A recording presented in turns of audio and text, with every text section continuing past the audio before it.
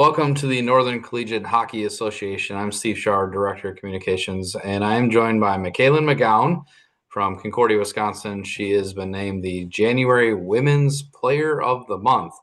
Mackalyn, congratulations, and thanks for joining me. Thank you for having me. Let's jump into the month of January and give the fans that are watching an insight into how impressive it was for you. 17 points, 8 goals, 9 assists, 5 multi-point games, a game-winning goal, throwing a shorthanded goal while we're at it too. Can you talk about the month of January and what it was for you individually for the production that you ended up having? It's not all just me. It's a big effort for the team. We continued on our 19 game win streak at this point, so being able to contribute to that has just been big for the team and continue to reach our goal of making it to the playoffs and continuing into that is huge. When you look at the month of January, you're pretty balanced offensively for you with 8 goals and 9 assists. When you're out on the ice, are you looking to score more? Does it just happen? Or are you trying to find your teammates more? A little bit of both. I think my main thing, honestly, is just having fun out there. I'm not worried about points or doing that, but it'll come naturally. The more you're having fun, the more you'll find the back of the net, in my opinion. So just being able to work with my teammates and eventually finding the back of the net is all I'm trying to do. Obviously, winning makes things easier, but For can you sure. talk specifically during the run that you guys have had, 19 game winning streak? There's been a couple of close games in there.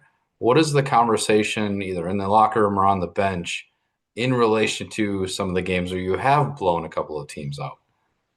One of the biggest things that Coach Fabili has taught us is it's not who we play, it's how we play. So playing the game we know and we know how to do, not letting off the pedal no matter who we play. It's just a big concept that we've been working on all season. Can you speak to the message that Coach Fabili has had from maybe before the season, then when the winning streak has started to now, maybe how has the message changed or has it at all? Well, we've been going all the way since September, so it's been a big 5 month long season. Not many people might know that. So it's been a steady like incline. Like we've won games, so he's been trying to teach us not to like flock our feathers like a peacock, not to be too cocky, but to maintain the confidence and to continue along the track of winning games. When you look at the winning streak, has there been a couple of games that have stood out to you? For sure the St. Norbert games, that was a huge weekend for us, especially the 3-3 tie, technically winning the shootout. That was huge coming back from the 3-1 comeback. That was just a big game for us. That was actually my next question. I was going to ask Hmm. about that game specifically. Coming back from a 3-1 deficit in the third period, to send it to overtime, and then you go to the shootout, which went 7 rounds. Yep. What was the excitement like and the emotion for a game like that, knowing I think it was like 5 minutes left on the go to go in the game when you were down 3-1, to be able to kind of put your foot down on the pedal to get the goals you needed and then to hold it through overtime and then to kind of cross your fingers in the shootout. Hmm. What was the emotion running through you, but also your team as a whole? Definitely a lot of jitters going on throughout. We were all kind of holding our sticks extra tight, but shout out to Abby Hansberger for being able to get a hat trick during that game. Just huge performance by her. A big confidence booster to be able to win that game. You mentioned Abby Hansberger. Can you talk about Hmm. her and her efforts throughout this season as well? I mean, she's putting up also some impressive Hmm. numbers, just as you are. Yeah, she's a phenomenal player. She sees the ice really well. By far the best freshman I've ever seen. So I'm excited to see what her future holds for her.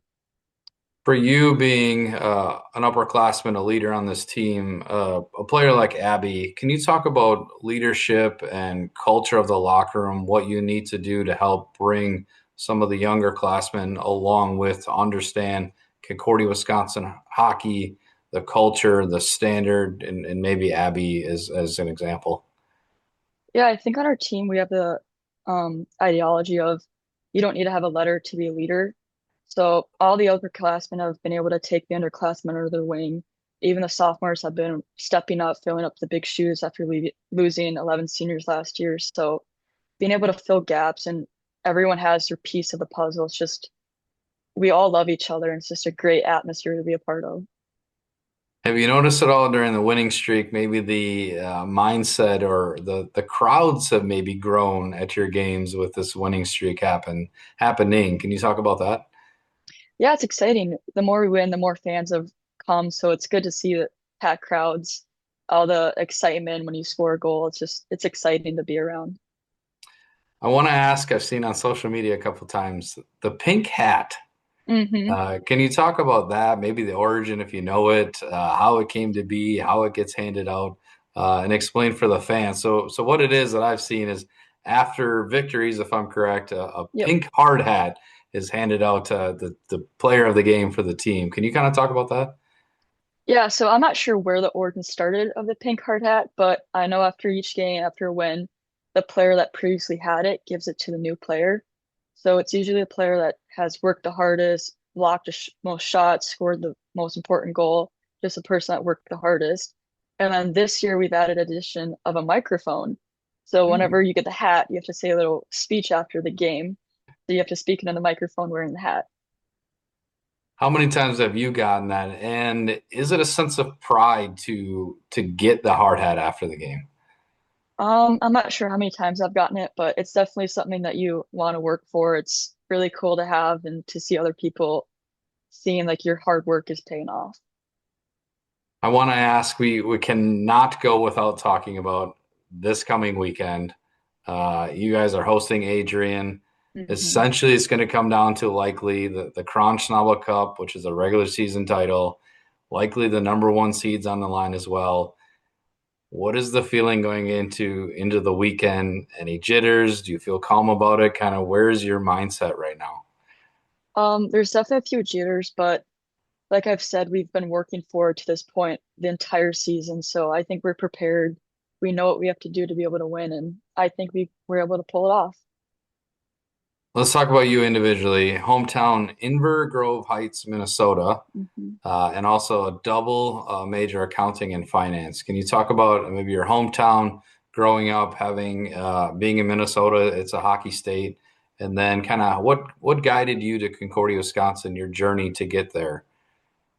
So I grew up playing in Minnesota, obviously. My dad was my coach all the way throughout until high school.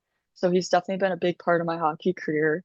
From being little on the ice, him making a rink on the lake at the cabin, just he's been a huge support for me. And my older sister has just been the biggest role model for me.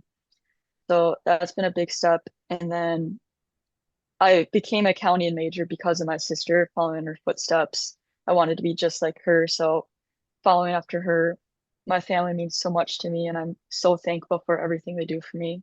And then in high school, I was lucky enough that Coach Figley reached out to me. So I went on campus and I fell in love instantly. The community is just amazing, and the campus is just gorgeous.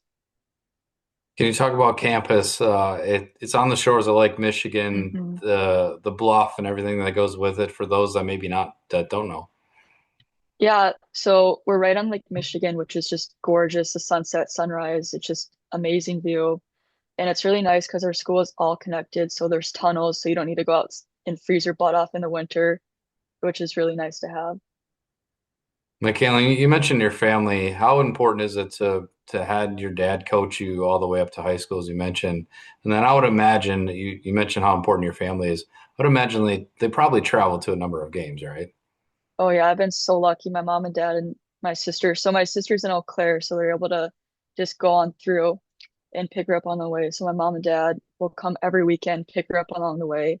Throughout this season, they've only missed 2 games, so it's just incredible to have that support. I don't know, they're crazy for coming all this way, but I just love them to death, and I'm so thankful for them. Do you think that was a key factor for you when deciding upon Concordia, Wisconsin? Family's important to you. It sounds Mhm. like there's a really strong family culture within the hockey program, but on campus as well. Was that one of the deciding factors? Yeah, for sure. So family's a big thing for me. And as soon as I stepped on campus, I just felt like I belonged there. Like I was a part of that family, a part of the community. So it was definitely a big factor in coming here. Well, Mackalyn, thanks for joining me and taking some time out to talk about you and Concordia, Wisconsin hockey. And congratulations on being named the NCHA Women's Player of the Month for January. Thank you so much.